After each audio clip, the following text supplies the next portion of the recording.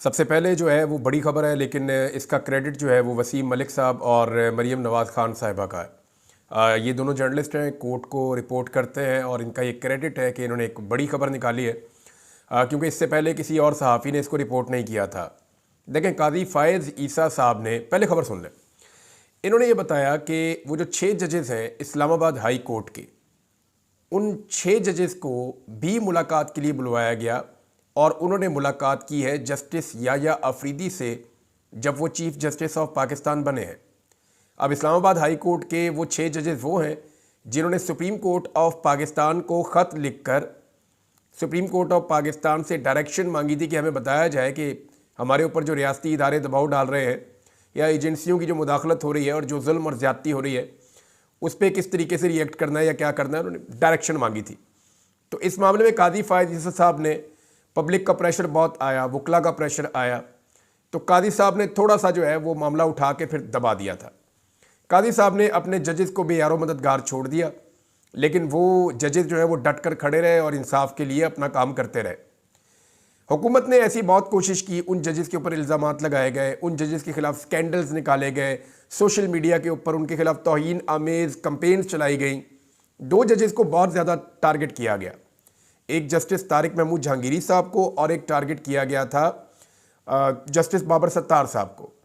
तो ये जो दोनों मुअज़्ज़िज़ जज साहिबान हैं, इन दोनों को ज़्यादा टारगेट किया गया, लेकिन ये मामला भी अभी वहीं पे अदालत में लगा हुआ है, तौहीन अदालत का, और इसको भी जज साहिबान वहाँ पे सुन रहे हैं इस्लामाबाद हाई कोर्ट में। तो जस्टिस याया अफरीदी साहब ने इनको बुलाया और बुला के इनसे मुलाकात की। ये बड़ी डेवलपमेंट है। अपने हलफ होने वाले दिन ही वो रिपोर्ट कर रहे हैं कि जिस दिन उन्होंने हलफ उठाया उसी दिन इनसे मुलाकात की। ये छोटी बात नहीं है। काजी फ़ायज़ ईसा साहब ने इन जजेस को तनहा छोड़ दिया था, इन्हें इस्टेब्लिशमेंट और इदारों के सामने फेंक दिया था कि ठीक है, वो जो सलूक आपके साथ करते हैं फिर आप खुद ही निमट लें। लेकिन यहाँ पे चीफ जस्टिस ऑफ पाकिस्तान ने अगर इनसे एक मुलाकात की है तो इससे एक अच्छा जेस्चर तो है। अब देखते हैं इस मुलाकात के नताइज क्या होते हैं। क्या ये केस बाकायदा चलता है? क्या सुप्रीम कोर्ट ऑफ पाकिस्तान कोई डायरेक्शन जारी करती है?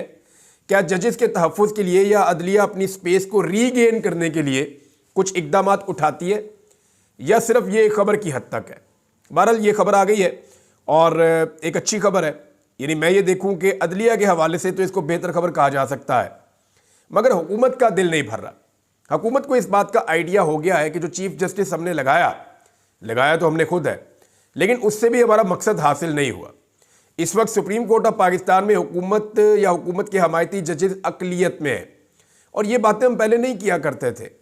पहले पता होता था कि जजेस इंसाफ के साथ जाएंगे, लेकिन काजी फ़ायज़ ईसा साहब ने इतनी गंदी डिवीज़न पैदा की सुप्रीम कोर्ट ऑफ पाकिस्तान में, उन्होंने इंसाफ पसंद जजों को अलग करके हुकूमत का पूरा एक कैंप कायम कर दिया। नून लीग अक्सर ये करती है, जुडिशरी को कंट्रोल करना इनकी पुरानी ख्वाहिश है।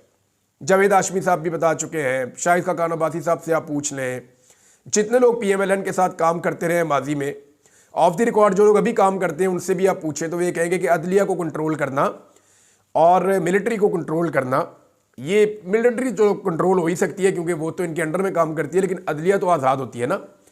तो अदलिया को कंट्रोल करना नून लीग की एक पुरानी ख्वाहिश है और वो उसको पूरा करने की हमेशा कोशिश करते रहते हैं। अब इस ख्वाहिश की तकमील के लिए उन्होंने एक नया काम किया है। अच्छा, 2 काम किए आज हुकूमत ने और दोनों बहुत अजीब किए। एक तो हुकूमत ने फैसला किया है कि जजेस की तादाद को बढ़ा दिया जाएगा। जजेस की तादाद को बढ़ाने के लिए जो कायमा कमेटी है सेनेट की, उसके अंदर बिल पेश किया गया और वहाँ पे जो बिल मंजूर किया गया है उसके मुताबिक अब जजेस की तादाद को बढ़ा के, पहले बताया जा रहा था कि 17 से 23 किया जाएगा, अब पता चल रहा है कि 17 से 25 कर दिया जाएगा। यानी 8 नए जजेस सुप्रीम कोर्ट ऑफ पाकिस्तान में मजीद इंडक्ट किए जाएंगे। तो इस तरह ये 25 हो जाएंगे। हुकूमत 6 से 8 पे क्यों आई, इसके पीछे भी एक कहानी है। हुकूमत को इस बात का आइडिया हो गया कि अगर 6 जजेस अपने हुकूमत ले भी आती है फिर भी हुकूमत अक्सरियत में नहीं आती, या हुकूमत की मर्जी वहाँ पे सुप्रीम कोर्ट ऑफ पाकिस्तान में पूरी नहीं होती। लिहाजा उन्होंने कुछ इस तरीके से मैनेज किया कि नीचे से कुछ जज ऐसे एलिवेट किए जाए जो पहुँच जाए सुप्रीम कोर्ट ऑफ पाकिस्तान में, जिसके बाद 8 जजेस पहुँचने की सूरत में हुकूमत की पोजीशन कुछ बेहतर हो जाए सुप्रीम कोर्ट में। लेकिन अब इतने सारे जज ऐसे लाएंगे कहाँ से? और अगर ये प्रोसीजर चलता है तो कानून के मुताबिक भी ये काम होता रहे तो इसको 1-2 साल लग जाएंगे। तो क्या हुकूमत के पास इतना वक्त है? मुमकिन है कि ये हुकूमत इस बिल को पास करे और ये फैसला कर दे कि सुप्रीम कोर्ट ऑफ पाकिस्तान में अब जजेस की तादाद 17 नहीं 25 हो जाएगी। फ़र्ज़ करें हुकूमत ये फैसला कर लेती है और ये जजेस अपॉइंट करती है आने वाली हुकूमत, यानी ये हुकूमत चली जाती है और आने वाली हुकूमत को ये मौका मिलता है और वो लाकर मज़ीद न्यूट्रल जजेस को अपॉइंट कर देती है, तो फिर सुप्रीम कोर्ट ऑफ पाकिस्तान लंबे अरसे तक के लिए एस्टेब्लिशमेंट और मौजूदा पीडीएम हुकूमत के हाथ से निकल जाएगी। जजेस की तादाद जितनी ज़्यादा होगी उतनी ज़्यादा मुअस्सर होगी। ये बात तो अच्छी है, लेकिन अगर जजेस को मेरिट के ऊपर लाकर अपॉइंट किया जाए तो फिर तो बहुत अच्छी है। एक और काम हुकूमत ने किया आज के दिन में, बहुत ही भद्दा और बड़ा अजीब काम किया है। मुझे लगता है कि ये अदालत में चैलेंज हो जाएगा, लेकिन हुकूमत ने फैसला क्या किया है? हुकूमत ने सिक्योरिटी फोर्सेस को किसी भी फर्द को गिरफ्तार करने के इख्तियारात देने का फैसला कर लिया। जाओ जिसको मर्जी पकड़ लो। ये 25 करोड़ का मुल्क है। सिक्योरिटी फोर्सेस का दिल करे जैद बकर अलिफ बे पे A B C D X Y Z, जिसको दिल करे सिक्योरिटी फोर्सेस के लोग जाएं और जाके गर्दन से गिरेबान से पकड़ के और उसको ले जाके बंद कर दें। ये इख्तियार दे दिया है हुकूमत ने सिक्योरिटी फोर्सेस को। तफसीलात के मुताबिक सिक्योरिटी थ्रेट से निपटने के लिए वफाकी हुकूमत का अहम फैसला सामने आया। हुकूमत ने सिक्योरिटी फोर्सेस को किसी भी फर्द को गिरफ्तार करने का इख्तियार दे दिया। नंबर 1 तो ये हो गया। नंबर 2, एक और काम भी किया हुकूमत ने। ना सिर्फ ये इख्तियार दे दिया, बल्कि वो ये कह रहे हैं कि मालूमात और वजूहात की बिना पर, जो सिर्फ उनको पता होनी चाहिए सिक्योरिटी फोर्सेस को, कहीं साबित करने की जरूरत नहीं है उनको, वो कहीं जवाबदेह नहीं होंगे। वो पहले कौन सा जवाब देते हैं? इधर पाकिस्तान के अंदर बंदा गायब कर दिया जाता है, इंतजार पंजूता साहब।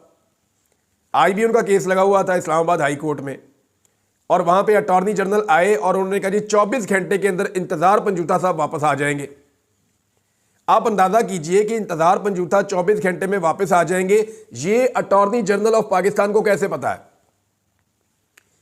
देखिए, अटॉर्नी जनरल ऑफ पाकिस्तान जो है, मैं इनको पहले से भी जानता हूं और ये बेहतर आदमी, मैं इनको बहुत समझता था, लेकिन इन्होंने अपने आप को बहुत ज्यादा कंप्रोमाइज कर दिया। या पता नहीं क्या मजबूरी है कि वो इस लेवल तक आ गए हैं।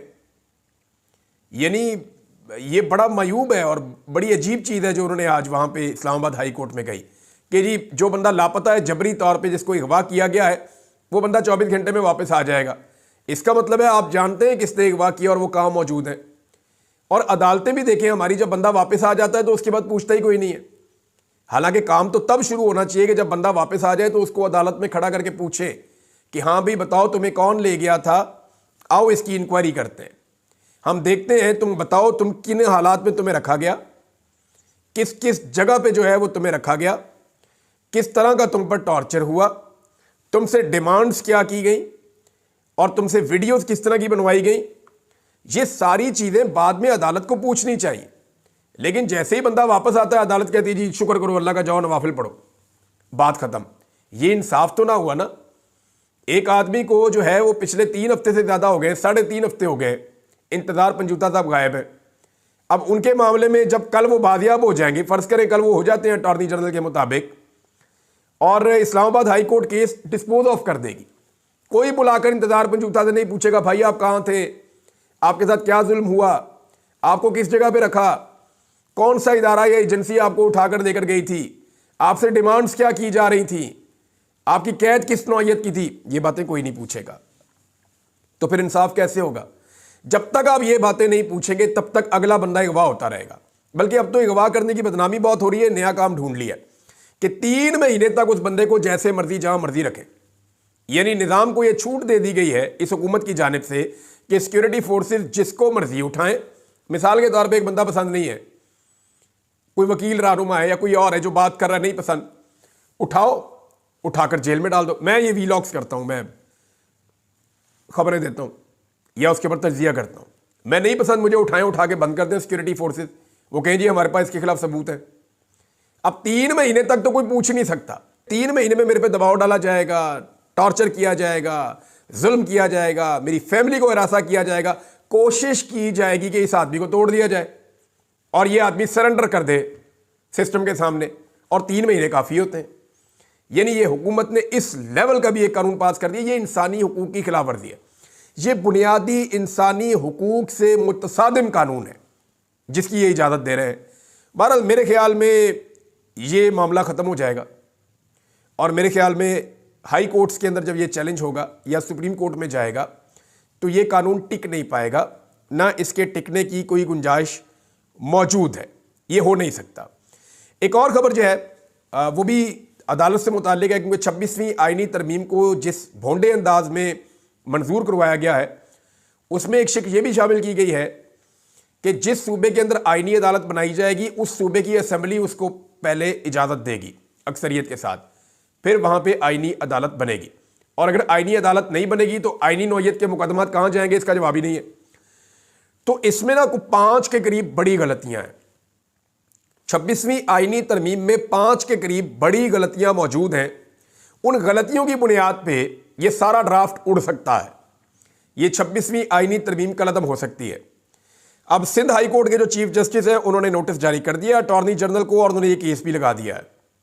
अब आईनी तरमीम अगर हाई कोर्ट उड़ा देती है तो ये अपनी नौयत का एक बड़ा इंपॉर्टेंट केस होगा। जितने भी लोग कोर्ट्स को कवर करते हैं वो इस खबर को बहुत अहमियत दे रहे हैं। मेरी इतनी समझ नहीं है कानून के अंदर, बाद वक़्त आप गलती भी कर जाते हैं, जैसे कि पिछले वीलॉग में मेरे से गलती हुई, स्लिप ऑफ टंग थी, मैं वो 10 अरब रुपए को 10 अरब डॉलर में बोलता रहा हूं, तो वो 10 अरब रुपए थे जो बोली दी गई थी PIA के लिए, तो उसकी ज़रा तस्हीफ फरमा लीजिएगा, मैं माजरत चाहता हूँ। और ये गलती पहली दफ़ा नहीं हुई, पहले भी इस तरह की छोटी मोटी मिस्टेक हो जाती है, आइंदा भी ये होती रहेगी, लेकिन जहाँ पे होगी वो मैं आपको बता दूंगा कि यहाँ पे ये प्रॉब्लम आ गया था।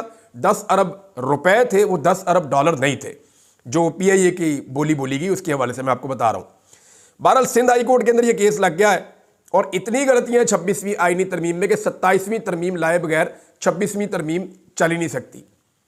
और अगर कहीं सुप्रीम कोर्ट ऑफ पाकिस्तान ने फुल कोर्ट का इजलास बुलाकर या फुल कोर्ट बुलवाकर उसके अंदर ये केस सुन लिया तो 26वीं आईनी तरमीम कलअदम हो जाएगी या उसका एक बड़ा हिस्सा तो फौरी तौर पे उड़ जाएगा। अब एक चीज़ और है नाज़रीन जो मुझे आपके साथ शेयर करनी है। ब्लूमबर्ग की एक रिपोर्ट आई है और वो रिपोर्ट ये कह रही है कि इस वक्त पाकिस्तान का जो टॉप का टैलेंट है वो पाकिस्तान को छोड़कर जा रहा है। और ना सिर्फ पाकिस्तान का टॉप का टैलेंट पाकिस्तान को छोड़कर जा रहा है, बल्कि पाकिस्तान की तारीख में इतनी तेजी से कभी छोड़कर नहीं गया जितनी तेजी से अब टैलेंटेड लोग पाकिस्तान को छोड़कर जा रहे हैं। डॉक्टर्स पाकिस्तान से बाहर जाना चाह रहे हैं, इंजीनियर्स पाकिस्तान से बाहर जा रहे हैं, जितने भी माहिरीन हैं वो पाकिस्तान से बाहर जा रहे हैं, IT एक्सपर्ट्स हैं पाकिस्तान से बाहर जा रहे हैं, फनकार पाकिस्तान को छोड़कर जाना चाहते हैं। यानी हर वो शख्स जिसके अंदर टैलेंट मौजूद है और जो इस मुल्क को छोड़ने की सलाहियत रखता है वो फौरी तौर पे इस मुल्क को छोड़ना चाह रहा है। इसकी वजह क्या है? मुल्क के अंदर एक बेयकीनी की सूरत हाल है। लोगों को रियासत के ऊपर एतमाद खत्म हो गया है। लोगों को लगता है कि रियासत हमारे साथ ज्यादती कर रही है। हम वोट डालते हैं जैद को, रियासत ला के बैठा देती है बकर को। यानी हमने यहां पे वोट डाला, रियासत ने यहां पे गिन लिया। तो रियासत की ज्यादती के बाद जो है वो कॉन्फिडेंस लोगों का लूज हुआ है।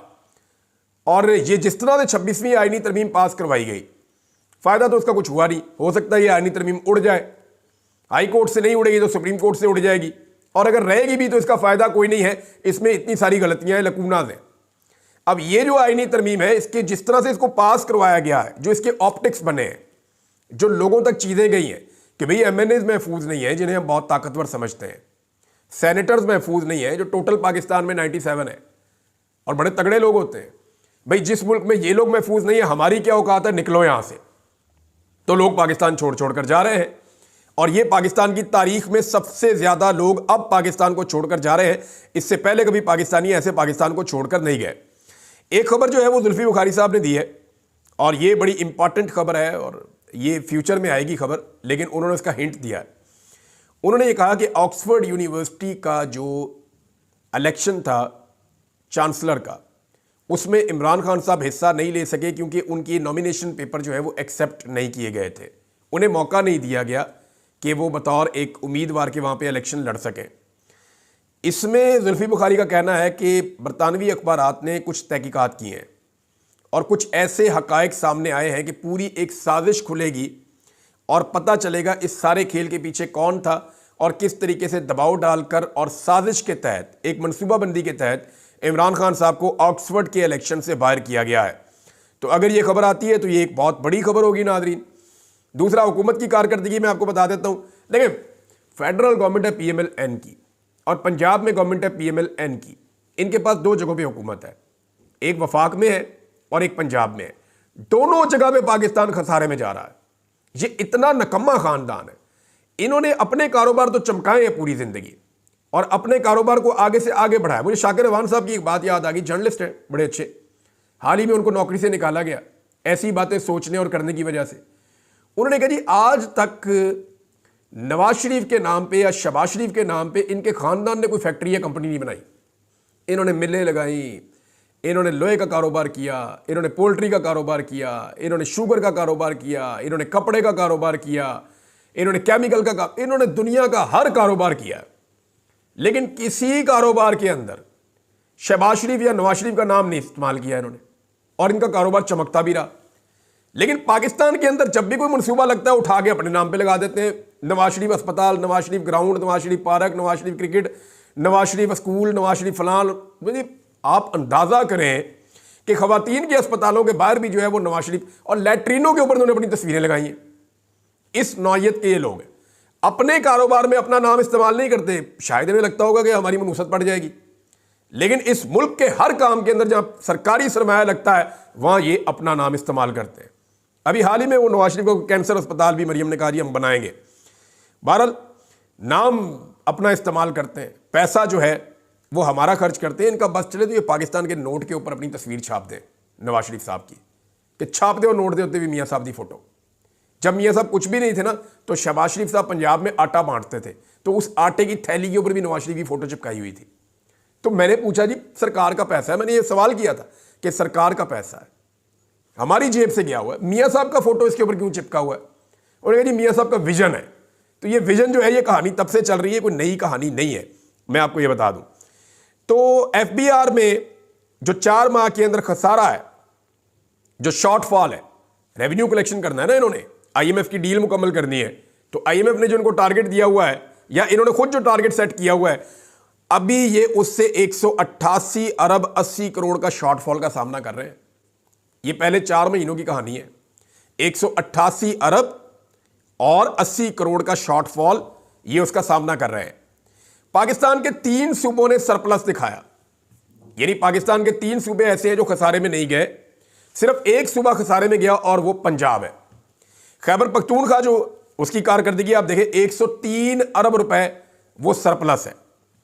इसी तरह जो सिंध है वो 131 अरब, बलूचिस्तान 85 अरब का सरप्लस है, और पंजाब जो है वो 160 अरब का खसारा शो कर रहा है पंजाब का बजट। अब आप अंदाजा कर लीजिए कि ये कितना नालायक नकम्मा खानदान है जिसको इस मुल्क में लाके इक़्तिदार में दोबारा बिठा दिया गया है। एक चीज़ मैं आपको और बता दूं, मुबारक ज़ेब साहब का भी इस्तकबाल हो गया उनके इलाके में, कुछ मुबैना तौर पे वीडियोस गर्दिश कर रही हैं, तफसीलात मज़ीद आएगी, मैं आपके साथ शेयर करूंगा, क्योंकि पाकिस्तान में इस्तकबाल का मौसम है, पाकिस्तान के बाहर भी इस्तकबाल का मौसम है, और आजकल इस्तकबाल किया जा रहा है उन लोगों का जिन लोगों ने फस्तायत, जबर और जुल्म का बाजार गर्म किया, जिन लोगों ने लाकानूनियत को इस मुल्क में फैलाया, उनका इस्तकबाल किया जा रहा है। जो जुल्म और जालिम के साथी हैं उनका भी अवाम की जानिब से इस्तकबाल किया जा रहा है। तो ये देखते हैं कि क्या है, नेक्स्ट वीलॉग में आपके साथ शेयर करूंगा। अब तक के लिए इतना ही, अपना ख्याल रखिएगा, अपने इस चैनल का भी। अल्लाह हाफ़िज़।